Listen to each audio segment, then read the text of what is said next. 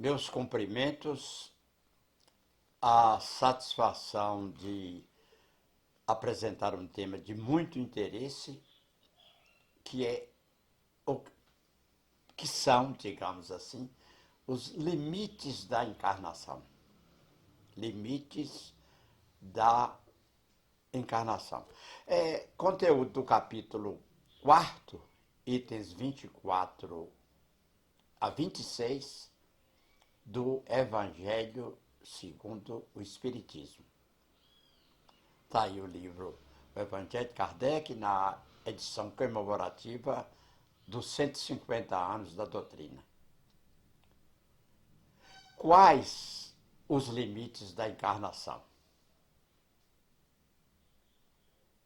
A encarnação carece de limites precisamente traçados, se considerados apenas o envoltório, o corpo físico. A encarnação carece de limites precisamente traçados, se considerados apenas o envoltório e o corpo físico. A materialidade do corpo diminui à proporção que o espírito se purifica. A matéria vai diminuindo cada vez mais. À medida que o espírito cresce, a prevalência da matéria realmente vai perdendo proporções. Em mundos mais adiantados, o corpo é menos compacto, menos pesado e menos grosseiro, menos sujeito a vicissitudes. Em grau mais elevado, o corpo é diáfano e quase fluídico. Vai desmaterializando-se de grau em grau e acaba por se confundir com o perispírito. Quer dizer, no grau elevado, o corpo, na verdade, é diáfano e quase fluídico. Conforme o mundo em que vive ou se reencarna, o espírito reveste o invólucro apropriado à natureza desse mundo. A cada mundo, a sua constituição, a sua aparência, o seu jeito de ser. O próprio perispírito passa por transformações sucessivas. Torna-se cada vez mais etéreo até a depuração completa, chegando à condição dos espíritos puros. A palavra espírito aí está com vermelho, maiúsculo, que é para fazer a referência que na Bíblia houve um tempo, até mais ou menos o ano 1300, em que não havia a palavra Espírito Santo. Havia espírito com E minúsculo e espírito com E maiúsculo. São Jerônimo, na tradução da Vulgata Latina, é que tomou a decisão de onde estava espírito com E maiúsculo, ele acrescentou o adjetivo santo, Espírito Santo. Repetindo aí, é importante verificar que a palavra espírito, na transparência anterior, está grafada com inicial maiúscula, porque fala de espírito puro, que também está em vermelho.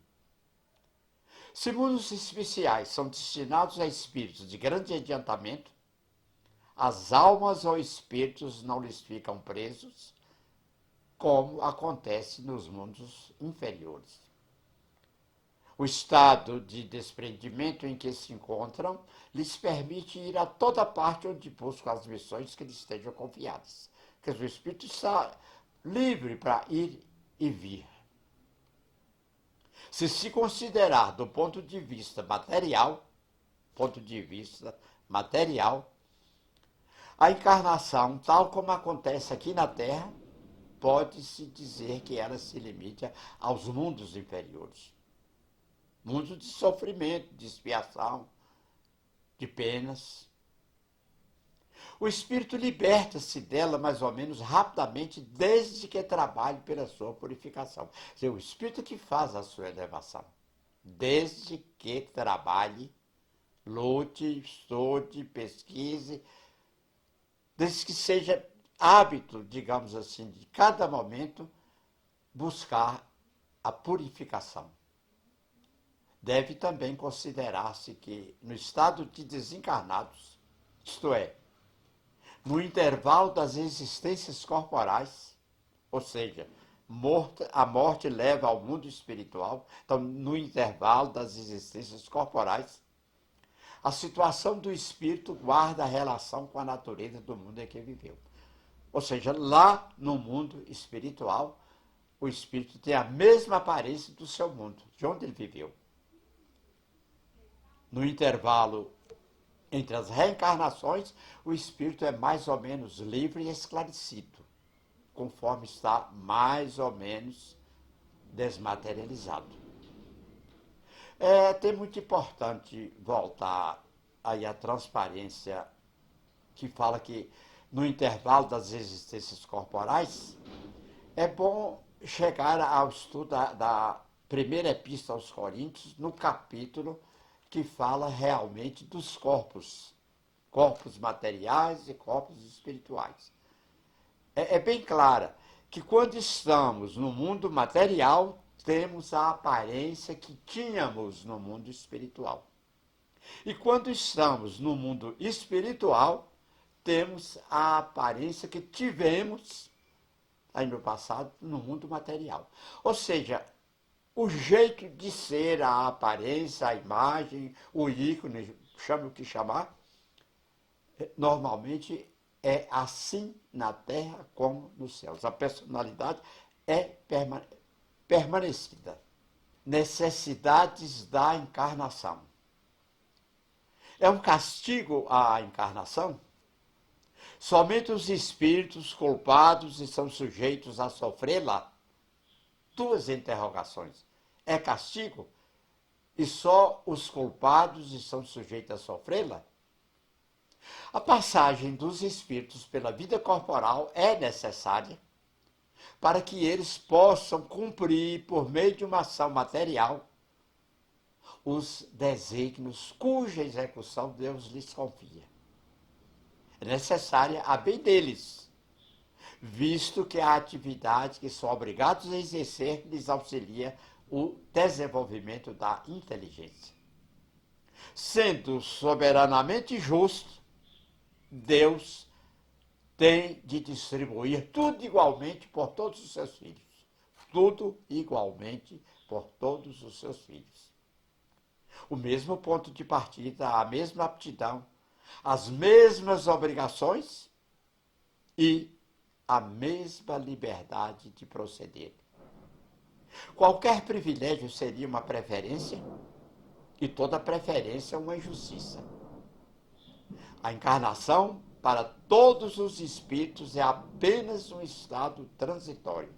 Então, reencarnação, para todos os espíritos, sem exceção nenhuma, é apenas um estado transitório. É uma tarefa que Deus lhes impõe quando iniciam a vida, com o uso que farão do livre-arbítrio. Os que desempenham com zelo sua tarefa transpõem rapidamente e menos penosamente os primeiros graus da iniciação e mais cedo gozam do fruto de seus labores. Os que usam mal da liberdade retardam a marcha e podem prolongar a necessidade da reencarnação. Aí ela se torna um castigo. Interessante chegarmos ao ponto do encontro de Nicodemos com Jesus. Eu estou dizendo Nicodemos com Jesus, porque ele que procura Jesus à noite, ele é alto sacerdote judeu e quer saber o que é necessário fazer ou ser para se salvar. E a resposta que Jesus dá, que está em João 3:3, é: ninguém poderá ver o reino de Deus se não nascer de novo. Se não nascer de novo. O estudante chega aos graus superiores depois de haver percorrido a série escolar das classes primeira, segunda, terceira, etc. Essa divisão em séries, qualquer que seja o trabalho que exijam, são um meio de o estudante alcançar o fim e não um castigo que se lhes inflige. Se o aluno é esforçado, estudioso, dedicado, abrevia o caminho, no qual e menos espinhos encontra. Quer dizer, aquele caminho em que ele está sendo esforçado, estudioso, inteligente, interessado, dedicado, são menos espinhos nessa tarefa. Outro tanto não sucede àquele a quem a negligência e a preguiça obrigam a passar duplamente por certas classes. Em verdade é o seguinte, a prova, a avaliação só é difícil para quem não estudou. Para quem foi aos livros, dedicou, exercitou, decorou ou entendeu, a prova é sempre normal, às vezes até muito fácil. Não é o trabalho da classe que constitui a punição. Então não é a escola uma punição. Assim acontece com o homem na Terra. Para o espírito do selvagem que está apenas no início da vida espiritual, a encarnação é um meio de ele desenvolver a sua inteligência.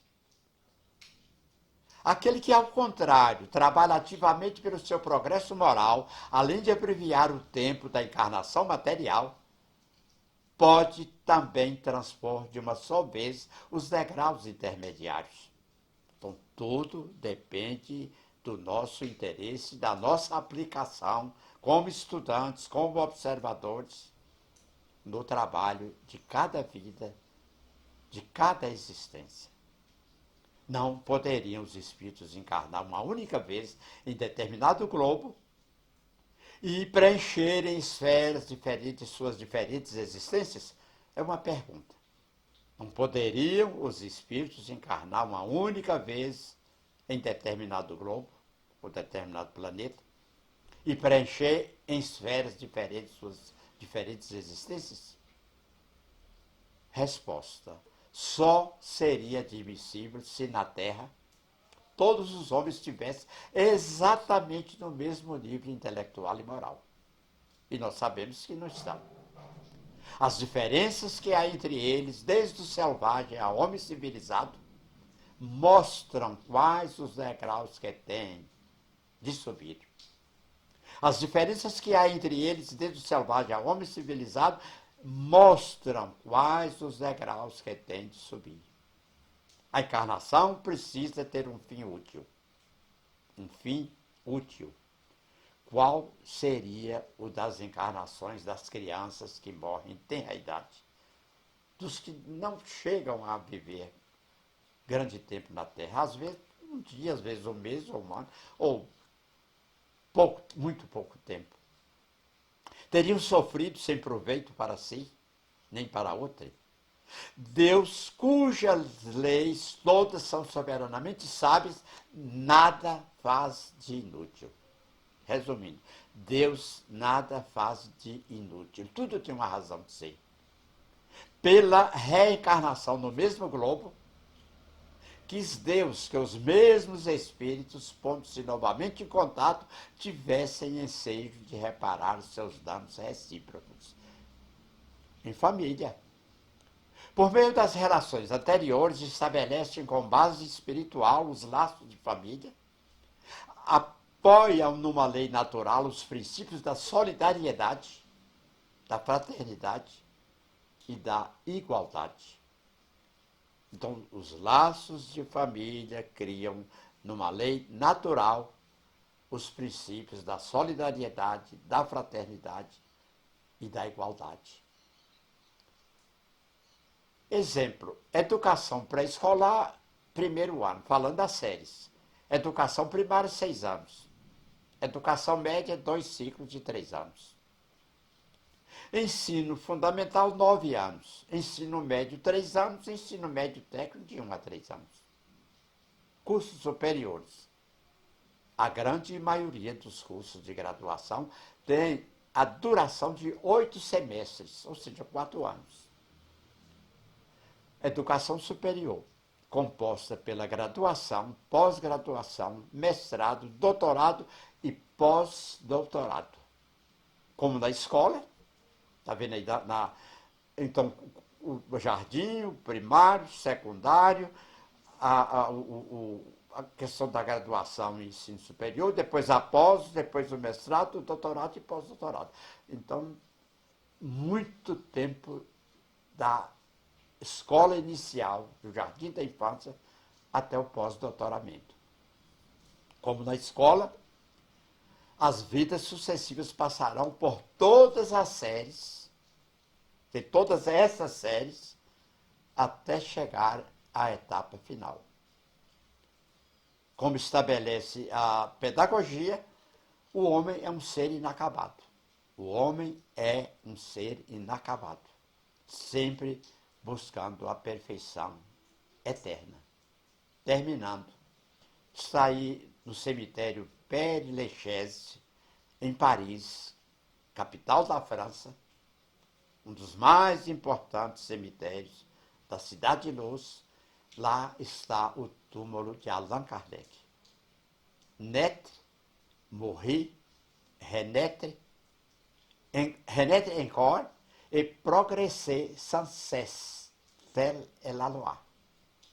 Traduzindo, nascer, morrer, renascer ainda e progredir sem cessar, tal é a lei. É muito importante lembrar dessa sequência de verbos. Nascer, morrer, renascer ainda e progredir sem cessar, tal é a lei de Deus.